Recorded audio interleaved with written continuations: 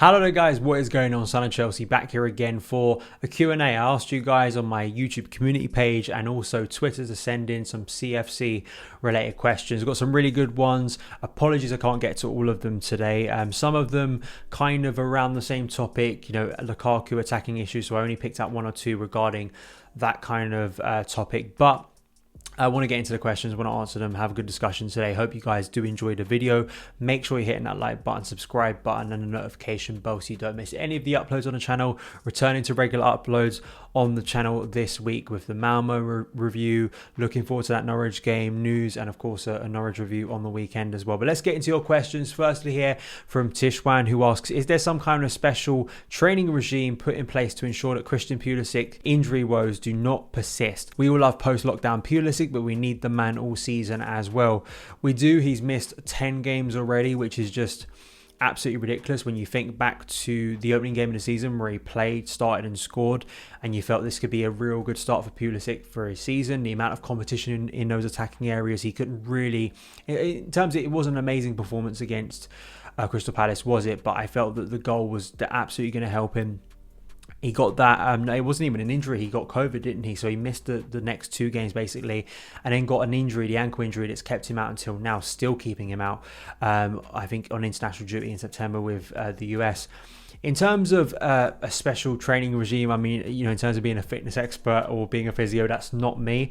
On Form Football, which is a really good Instagram account that I have referenced not only on this channel in regards to like a Thiago Silva injury at the start of this year, but also I got some quotes from him for a Christian Pulisic piece, funny enough, that I'll link below. Kind of regarding this injury problem, is Pulisic injury prone?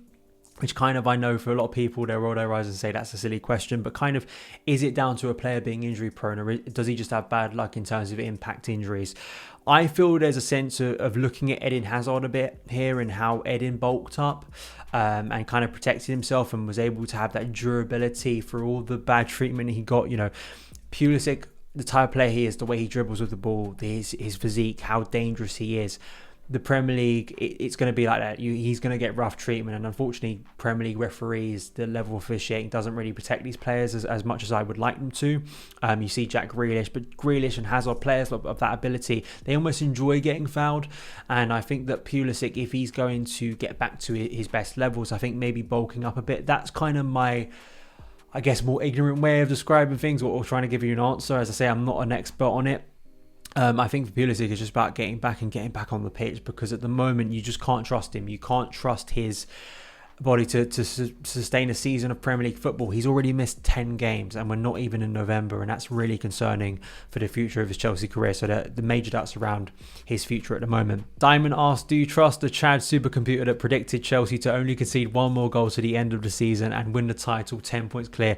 Yes, if you didn't see this before the last round of Premier League fixtures, this supercomputer, which I feel like this is quite a regular thing, it had Chelsea, I believe, on like over 90 points. I want to say like 99 points, only conceding one more goal, which would take us up to 4, which of course is 11 less than our amazing season under Jose Mourinho, where we only conceded 15, wasn't it? You can't see that happening. You just can't see that happening at all. I mean, it was ridiculous, and that supercomputer is already wrong because Southampton won a game at the weekend, so pretty nonsensical. Don't believe it. I did find it funny actually that so many people got annoyed and triggered by it. It was just a silly thing, and people take these things so seriously on social media, which does make me chuckle. Chuck Meat asks, what is your favourite Chelsea kit down the years?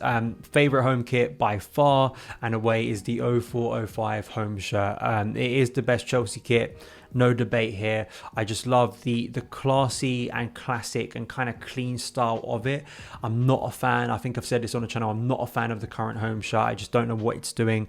I think the more classic and the more simplistic you can make football shirts nowadays, I think the better they are, especially the home kit. I think the away kit, you can be a little bit more inventive. If I was to give you sort of a favourite Chelsea away kit, it's around a similar time as 04-05. I think it was 03-05 white shirt with the dark blue and I think navy sort of stripes going down it. Incredible away shirt. Both of those kits I want to see Nike sort of revamp and redo in the coming years, because I think they would sell a lot. That's kind of the dream Chelsea kit for me in terms of design. Up the Chelsea asks, what's your thoughts on bringing Coutinho to Chelsea?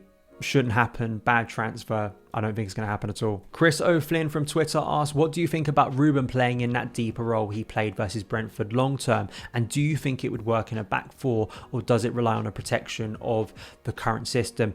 Yeah, I mean, it's kind of a wider question about the system. I think Ruben playing is just amazing, full stop, in terms of him getting back on the pitch, having a realistic chance to be a first-team player at Chelsea. I think many of us had, even people like me who love Ruben and have been supporting him for years and wanted to see him succeed. You know, I think you felt there were just slim chances, you know, in terms of the amount of players in front of him last year or coming back for pre-season after that Fulham loan and the injury issues. But from that deeper role, I think he's done so well. I still doubt whether, personally, I want him in a number 8 role, actually.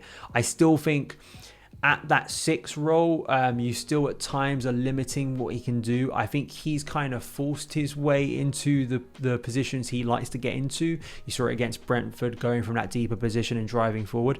That is his best role. You don't want him further up the pitch. You want, I think, as much of the pitch in front of him as possible so he can make those runs from deep. And he's shown against Southampton and against Brentford, he can do that. He can evade a press really intelligently. I think in terms of the wider question about sort of a back four, I can't see Tuchel going to a back four anytime soon. I think something's going to have to go really wrong for him to do that. And I think in terms of Ruben, I think you'd have to wait maybe for next season, maybe some new signings coming in central midfield that we have discussed on the channel before that I think would maybe facilitate a smoother transition to a back four system in the future. Ollie Glanville, the great Ollie Glanville, 3 questions here. First choice front 3 when everyone's fit. I'll go Mount, Havertz, Lukaku. I'm going to stick with that because I have written a big piece about it earlier in the season. I still think that's going to be the first choice front 3. First choice midfield when everyone's fit. It's a tough question at the moment because Tuchel's going from a midfield double 6 to a 3. So it's kind of hard at the moment. I still am going to lean in a safer direction despite all I've just said about Ruben. Kante, Jorginho, I think is a double 6. I think that's the one that he probably trusts the most, is the most experienced. I think he'll revert to that a lot of the time in bigger games. But if we are speaking about a trio now, Kante, Jorginho and Ruben would be an interesting one. I don't think he's played that trio yet. He's kind of played Kovacic, Kante and Ruben. Kovacic, Jorginho and Kante he's played as a 3. I don't think those 3 have played together, so I'll be interested to see that as well. And system change over the next run of games. I don't think it's going to be a 4-2-3-1 or 4-3-3. I'd like to see a 3-1-4-2 that we have seen glimpses of, just to get more attacking players up the pitch. I think that's the issue at the moment, that kind of Chelsea being a little bit too passive, a little bit too cautious. Want Chelsea to really attack the next couple of games against Norwich, Newcastle and Burnley. And I think that 3-1-4-2 where we can have 2 number 8s bombing forward to help the attack could be really interesting in my opinion. Football fan AR asks, who do you prefer, Koundé or De Ligt? I think they're both good young centre-backs. I do just generally think Jules Koundé will sign for Chelsea at some point soon. Chelsea made their interest very clear. I think with the doubts over Rudiger's long-term future at Chelsea, Thiago Silva, Cesar Azpilicueta, there are doubts in that sort of longer-term central defensive area. And I just think Jules Koundé will be a Chelsea player. And I have to say my stance on him has softened after doing a little bit more research about him, seeing his performances for Sevilla. I think he could be a good successor to Dave on the right side of that back 3 if we do stick with a back 3. And De Ligt has kind of struggled a little bit more at Juventus, but he did have a good performance against Chelsea. So I think either of these players would be good additions. But I do think with Chalobah coming through, Malang Sarr playing well, Levi Colwell out on loan, I do think Chelsea have internal options. So I think Koundé would be my choice out of the 2 at the moment. Win asks, how do Chelsea solve their attacking problems? It feels like all of our attackers are out of form at the moment. I think that's the issue, players out of form versus the system. What is more responsible? And I think it is a bit of both. You do have a lot of players. Mason hasn't really hit his best form yet.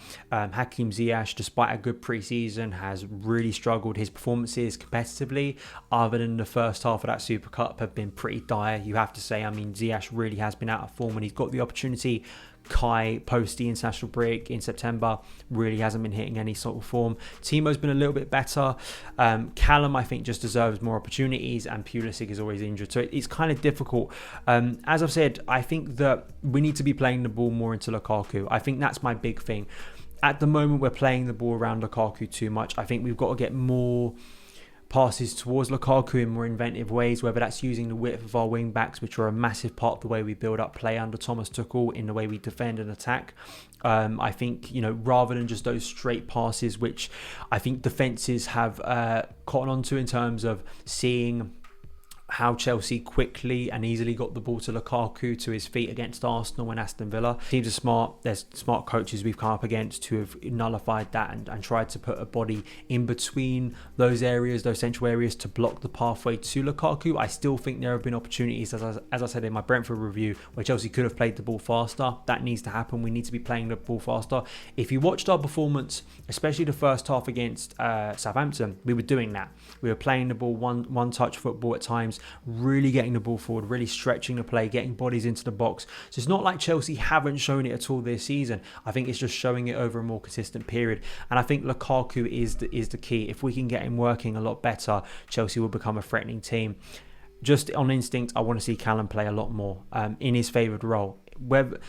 Left wing, right wing. I want to see him in that front three because I think he could do a lot of damage in the coming games. I think the potential is there for him to start, because at the moment, as you've suggested and as others have suggested, not a lot of our attackers are in form. So I don't see why Callum, who for me did quite well against Southampton. I don't think he had an amazing performance, but I think he did impress against Southampton pre the international break. Thank you guys for watching this Q&A. Apologies to the ones I couldn't get to. As I said, there were kind of a lot of ones regarding attacking issues and Lukaku and all of that stuff. So hopefully I was able to answer some of those questions with the ones I selected. Thank you guys for watching. Follow me on Twitter at SonOfChelsea. Check out my work on Football London. All links in the description box below, and I'll see you again.